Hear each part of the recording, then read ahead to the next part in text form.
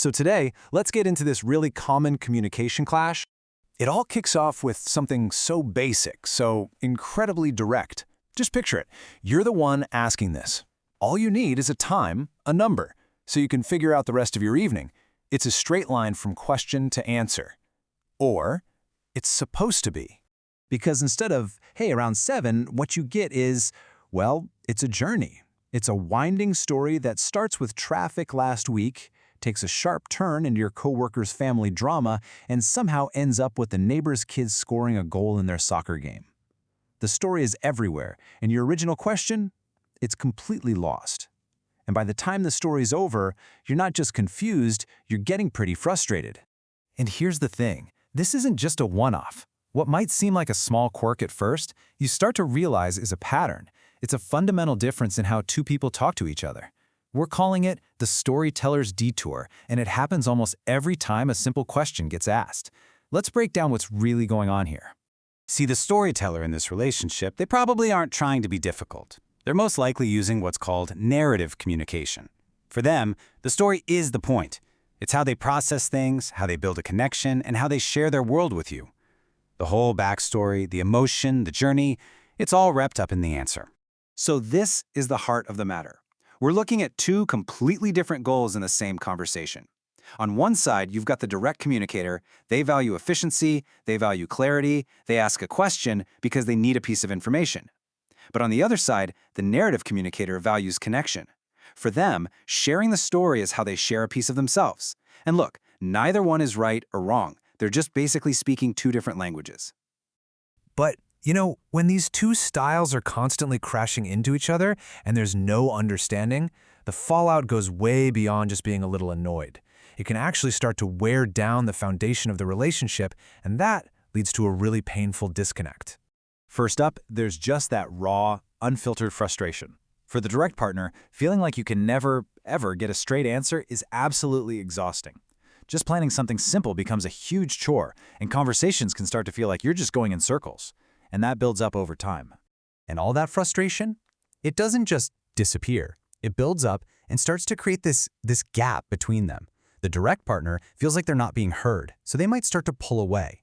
Meanwhile, the narrative partner feels like their stories and really their life experiences are just being shot down. So both people end up feeling totally misunderstood. And you can probably guess where this leads. It can have a huge impact on intimacy.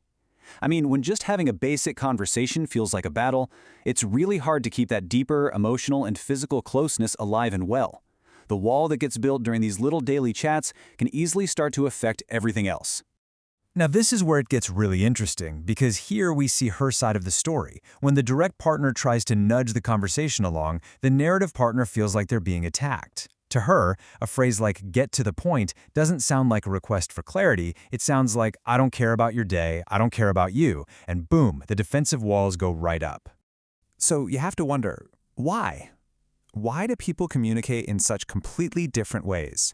It's not just random. Let's dig into the why a little bit, because if you can understand the root cause, you can start building a bridge between these two styles. So there are a few potential reasons for this. First, it could just be about different cognitive styles, how our brains are wired. Some of us are linear thinkers. A leads to B leads to C. Nice and tidy. Others are more associative thinkers, where A makes them think of a memory about X, which is connected to this whole other story about Y. It could also come down to different emotional needs. Is the whole point of the conversation to just exchange data, or is it to feel connected? And finally, sometimes this can be linked to neurodivergence, like with ADHD, where telling stories is a really natural way to process the world and share your thoughts. Okay, so understanding the why is huge. But knowing is one thing. The real challenge is, what do you actually do about it? The goal here isn't to change the other person, but to figure out a shared language where both of you can feel heard and respected.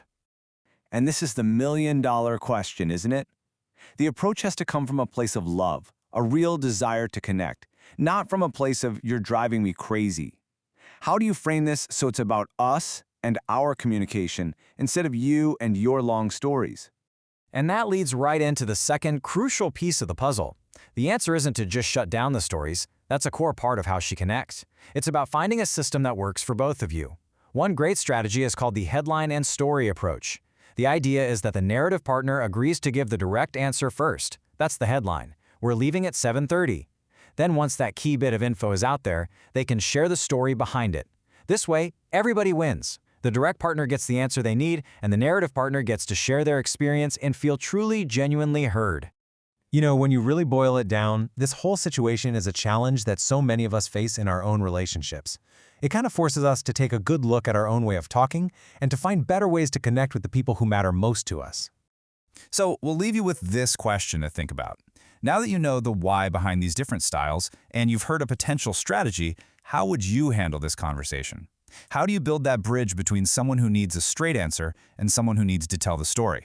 Something worth thinking about in all of our own lives.